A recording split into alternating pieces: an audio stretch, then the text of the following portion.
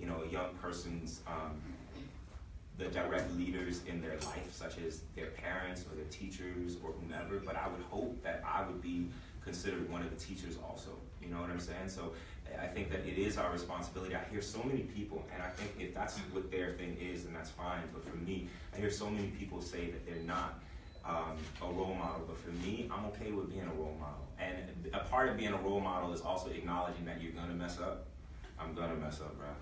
Trust me, I'm telling you now. Like, I'm going to mess up, but I promise you that every mess up that I do, I will acknowledge it, and it will be, everything that I do will be led with love. So I hope that young people just kind of look at me from all walks of life and kind of look at the way that I've taken my life and mistakes and all, and still led with love and really run with it, and I work my butt off. Everything about me is debatable. I always say this. Whether, bless you, I don't know who's saying. You know, everything about all of us is debatable. I know for me, my talent, the way I dress, people might be like, look at these stupid shoes he's wearing. You know what I'm saying? But the one thing, make sure that's not debatable, is your capacity to love and your sense of loyalty and respect. And I don't think that's really up for debate for me. So, come on, one more question. Have you noticed the impact you have on DC? Yeah. I don't know what it is, but there is, and I appreciate you saying that, because when I walk in DC and Atlanta are two of my favorite places to go, because maybe it's just because there's so many black people.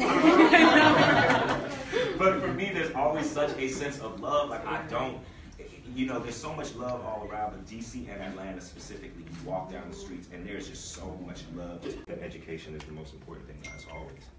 Thank you. Thank you. How you doing, Jussie? Mike here from DC, MikeTV.com. I'm from Washington, D.C. Obviously, you're here for the Emancipation Day concert. Can you explain to the viewers out there who don't know what it means, and what it means to you, and how can this concert bring our people together?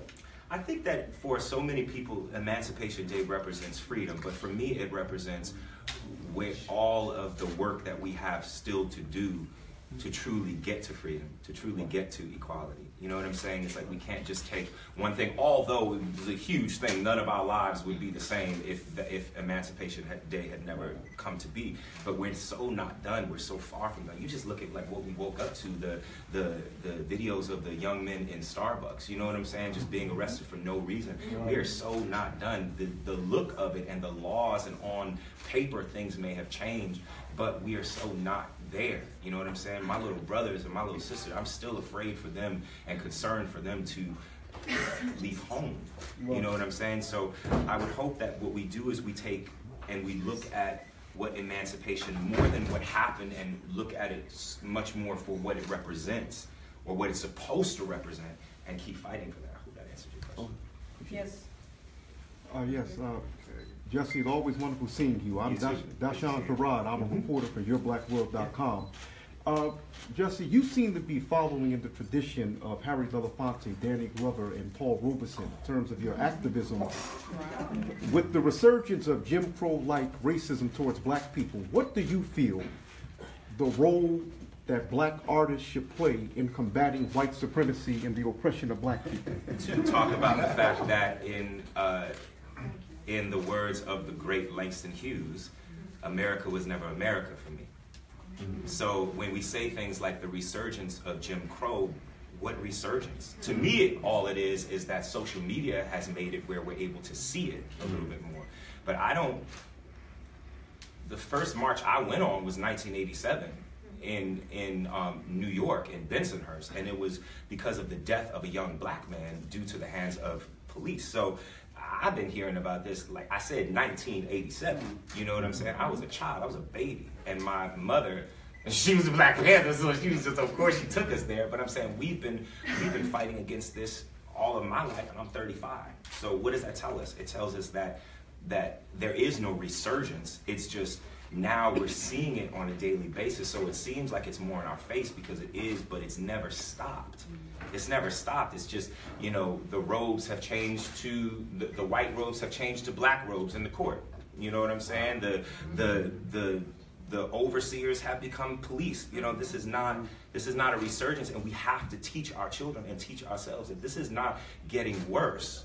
You know what I'm saying? It's just, we can make it better because it's not getting worse because it's never truly changed. We have to stop lying to ourselves and lying to our children and lying to each other and acting like this country was always what was this beacon of light. It might be a beacon of hope, but it's not yet a beacon of light.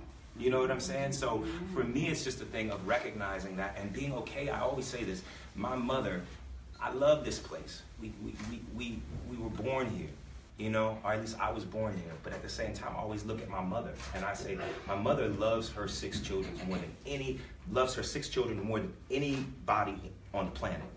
But if we screw up and we're messing up, she's gonna tell us and she's gonna bother us and keep on basically as a mother picking in our butts until we fix the problem. So I don't understand like why we must understand it's the same thing with this country.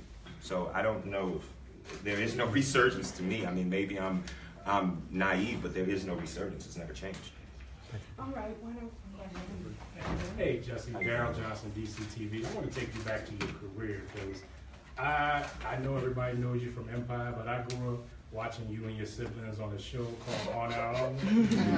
Me too. And basically, Journey kind of set the trend. We saw her on Full House and so forth, and now we know what she's doing.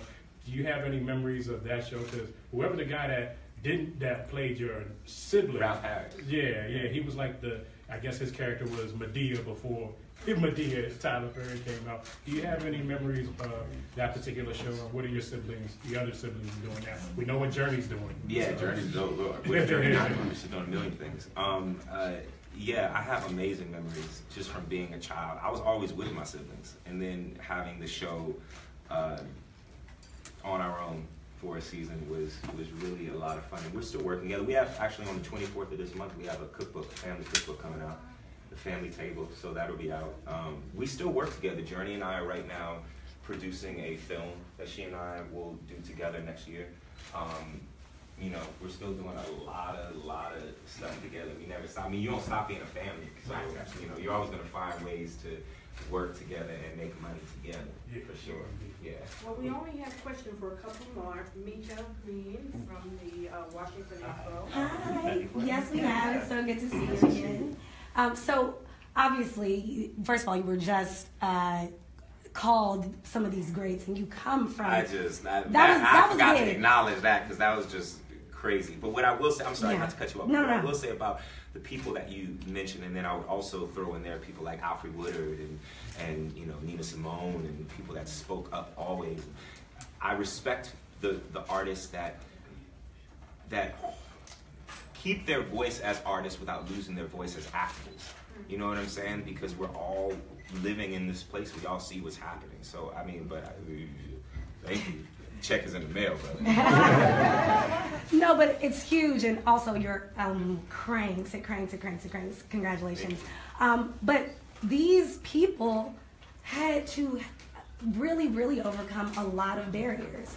Is there still a lot of discrimination in Black Hollywood? There's a lot of discrimination. Or in Hollywood, period. In Hollywood, yeah, for sure. But that right there, I would be lying if I said that I have to deal with the same things that, you know, Harry Belafonte or Sidney Poitier or you know, Lena Horne or Hattie McDaniel or, you know, just my favorite artists growing up, Diane Carroll, or even further up, the Denzels and the Eddie Murphys and the Alfre Woodards and all these amazing actors, the Taraji P. Hensons, the Terrence Howards. I know the things that they've